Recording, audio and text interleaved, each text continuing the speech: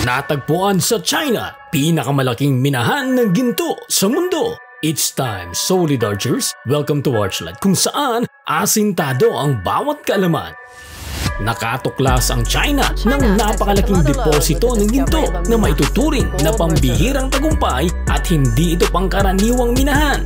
Ayon sa ulat ng kanilang state media, natagpuan ng mga geologists sa Pinjiang County ang gintong nagkakahalaga ng 83 billion US dollars. Ang natuklasang ito ay nagtataglay ng mataas na antas ng pure gold na siyang nagpapa-espesyal dito.